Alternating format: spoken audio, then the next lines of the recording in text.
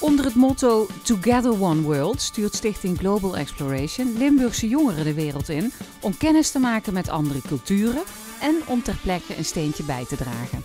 Een van de bestemmingen dit jaar was Nepal.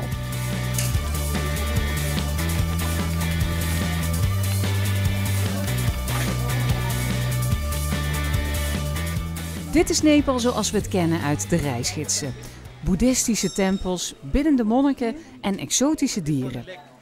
De leerlingen van de Siddhartha Trivianum scholengroep genieten er met volle teugen van. Maar ze zijn hier natuurlijk niet naartoe gekomen om de toerist uit te hangen.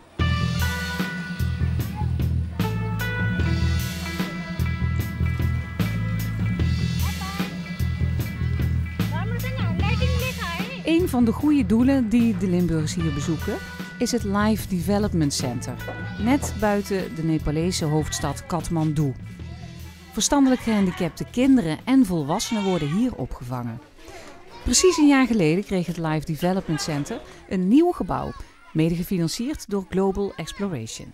Na de traditionele ontvangst met een witte sjaal en een warm welkom wordt het tijd om in actie te komen. Met verf en penselen wel te verstaan, want ook al kun je niet met elkaar praten, plezier maken met elkaar, dat kan je op heel veel manieren doen.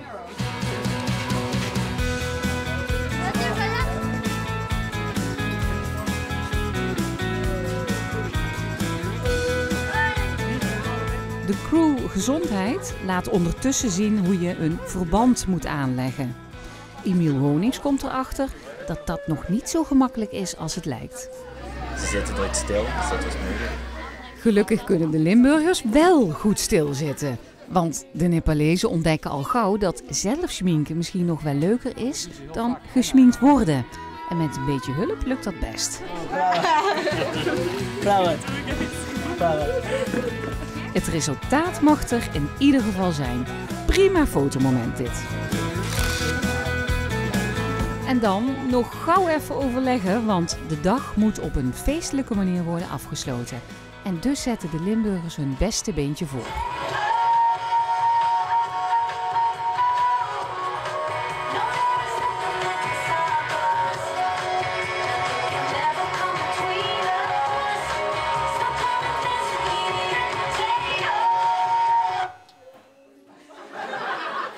En de Nepalezen, die doen natuurlijk niet onder voor de Limburgers. Integendeel.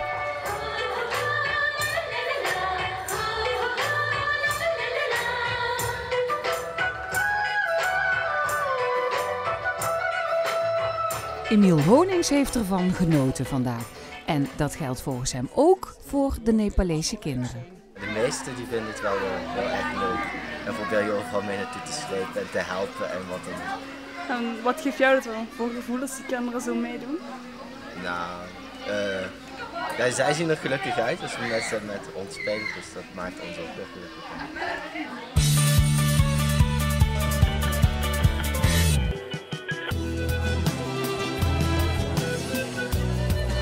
In Ayacucho, in het zuiden van Peru, maken leerlingen van het Graaf Huyn College in Geleen kennis met hun buddies.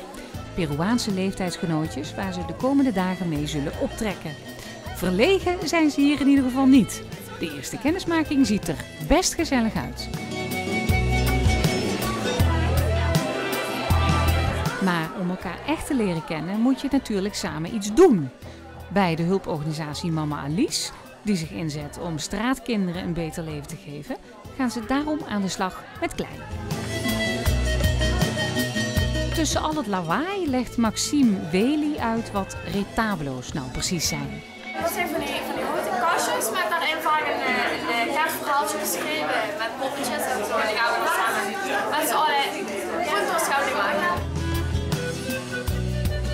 Creatief zijn met klei is voor de Limburgers best een uitdaging, maar met een beetje hulp van de Peruanen lukt het best.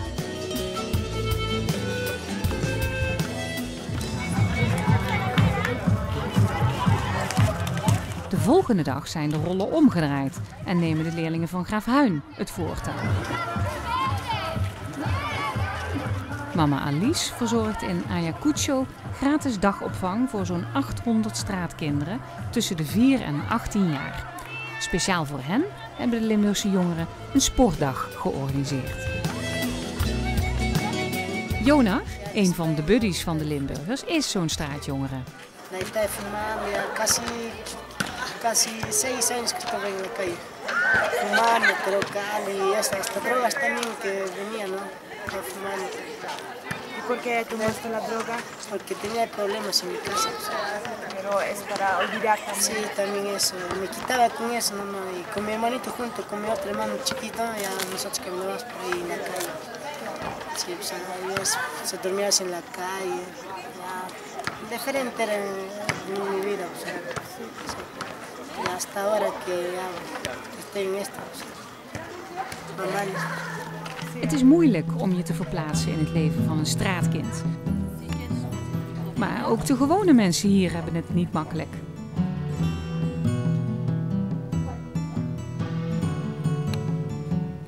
Vandaag zijn we bij een huisje van mensen, lokale mensen die hier wonen.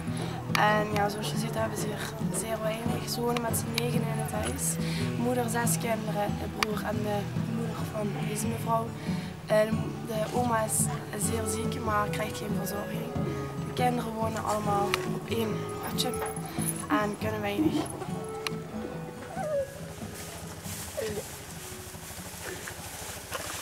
Hier kunnen ze wel wat hulp gebruiken. En de jongeren die met Global Exploration op reis zijn, steken natuurlijk graag de handen uit de mouwen. Vandaag zijn we in een drooggeleide rivier. We zijn het strandruim. Hier ligt echt enorm veel afval. We hebben allemaal werkhandschoenen en 2 zakken voor het organisch, groen voor organisch en geel voor anorganisch.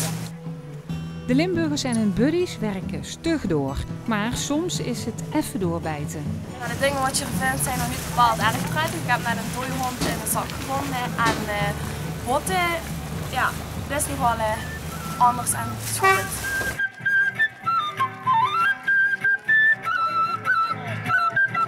Na 4 dagen is het tijd om afscheid te nemen van Ayacucho, mama Alice en natuurlijk de buddies. Tijdens de afscheidsceremonie laat iedereen zich van zijn beste kant zien.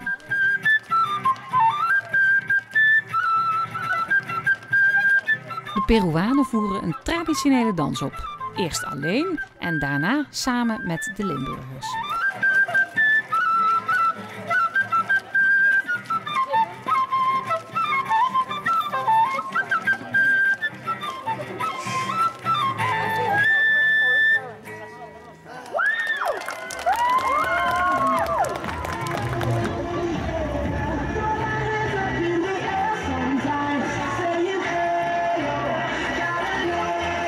De Limburgse jongeren kiezen voor een minder traditioneel optreden.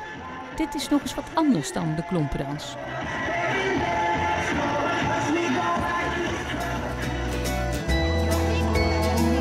En dan moet er toch echt afscheid worden genomen. Voor iedereen een mooi, maar ook een moeilijk moment.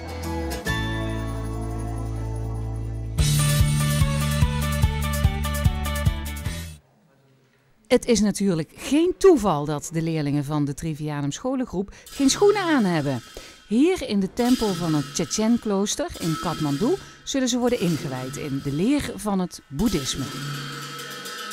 Het klooster wordt gerund door Tibetaanse monniken die speciaal voor de Limburgers traditionele dansen laten zien.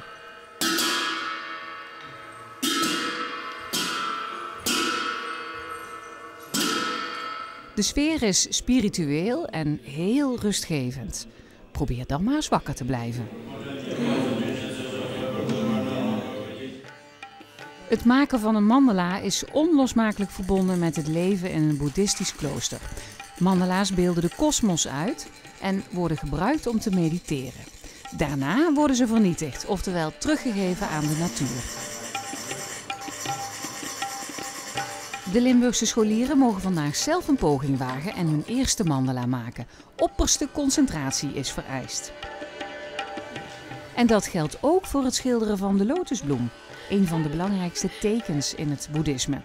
De bloem symboliseert goedheid en zuiverheid en moet met veel precisie op papier worden gezet. Gaat dat een beetje makkelijk, Renate? Nee, zie je het?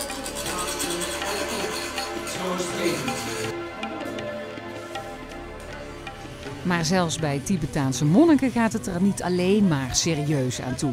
Even ontspannen met de kleine monnikjes moet ook kunnen.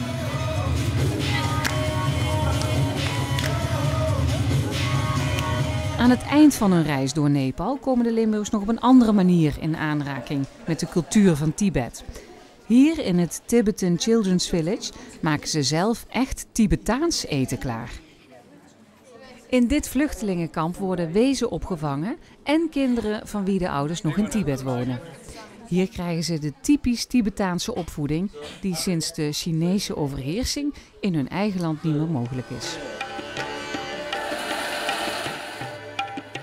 De mensen hier doen er alles aan om hun eigen identiteit te behouden.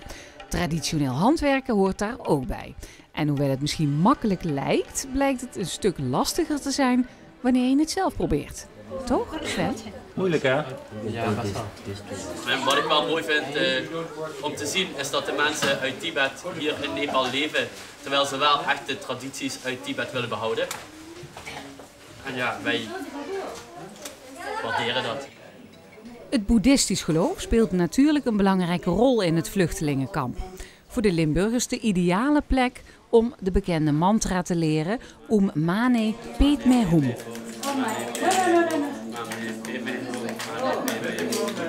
Zonder twijfel was het een onvergetelijke reis vol nieuwe ervaringen.